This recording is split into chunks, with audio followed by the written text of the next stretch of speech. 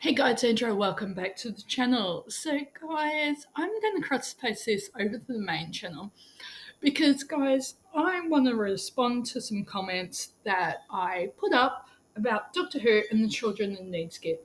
So guys, the Children in Need Skit retcons Davros, Davros being the inventor of the Daleks in the Doctor Who universe.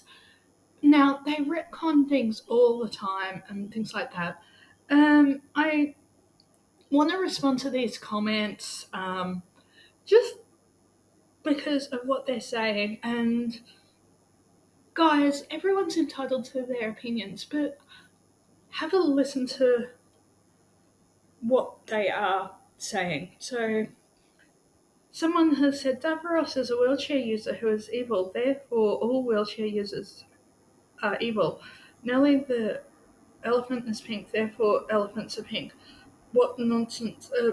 Part of the terrifying charm of Davros was his clear determination to cling to life, no matter what that life may be, in the Dalek base, in the Dalek voice, the Dalek ruthlessness. Now they've just turned him into her flick of the Gestapo.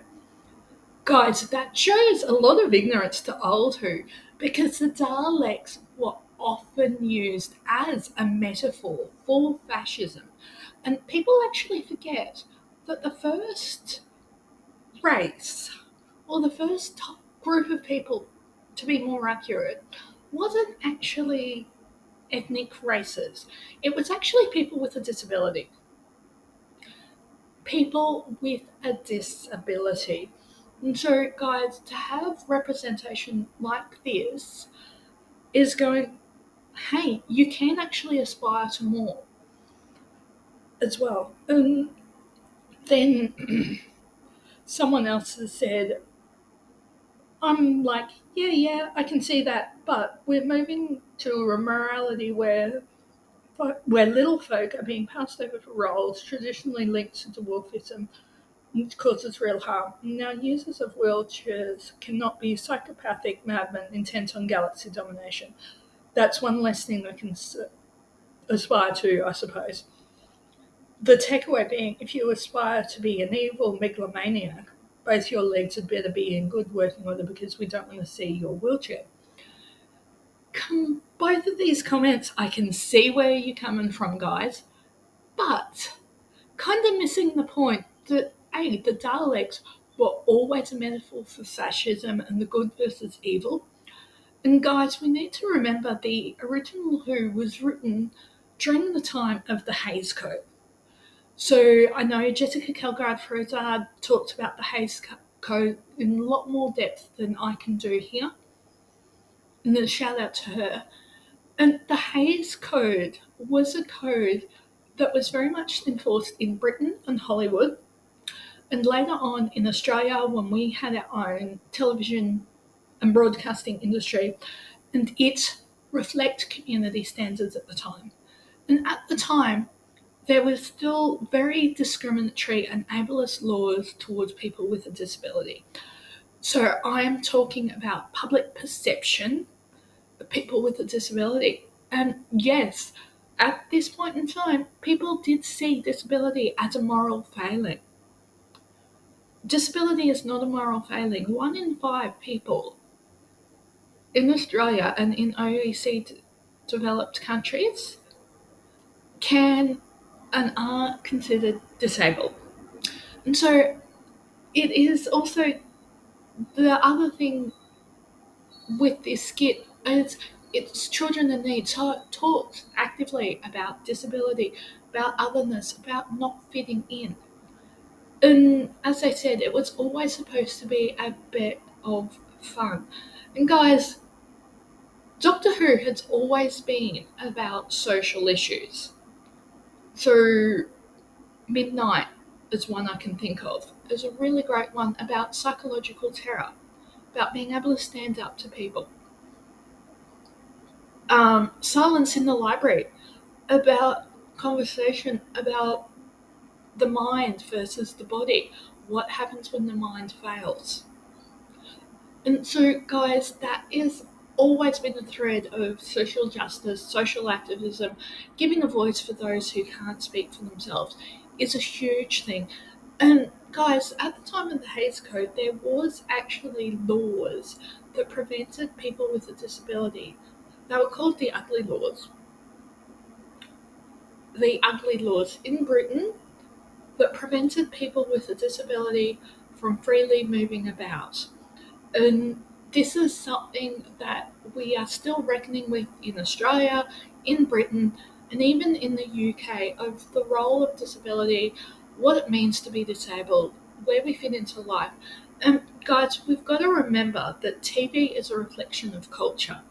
And so having those reflections of disability equals evil, that's what people are going to associate with it. Not saying people with a disability can't be evil. God, I've been very manipulative this year and very entitled. I am working on that. But it humanizes things and the struggles we go through. It's not the simplistic, okay, disability equals evil, therefore they're annoyed and frustrated at the world. It actually opens up more doors for us. Okay, we want to dominate the world. So, okay, how are we going to do it? And we're not actually reduced in what we're seeing. We're also seeing things that are quite darkly funny that are being produced by the BBC. I've talked about Recovery on the channel. I've talked about There She Goes, which focus on the real life inconvenient truths of disability. The cop back and the backlash that the actors received because there's some very ignorant arguments that don't understand how the arts work and how fast-paced and frenetic a set can be around disability. And guys, we also forget about Wicked. One of the witches in Wicked is in a wheelchair. We kind of forget about that as well. That we are now moving, and especially YouTube, Rumble, TikTok, we're seeing disabled creators call out people. And Tumblr users have been doing this for years. They actually understand the arguments more so than anyone else, I would say. In fact, I've got a video, I will link it up here, about Tumblr fangirls being capable. And they understand the argument about that sometimes it's actually not appropriate to cast a disabled person in that role because of the physical requirements of that role. And it also might limit them and typecast them.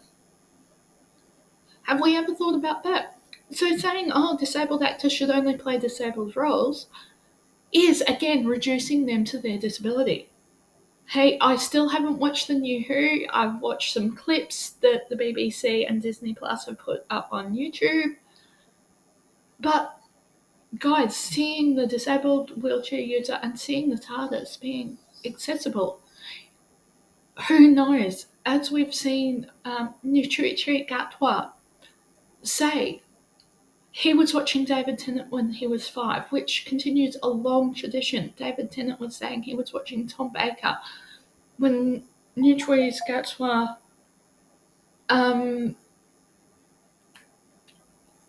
family immigrated from Rwanda. He was watching David Tennant, and people explained to him what an actor was.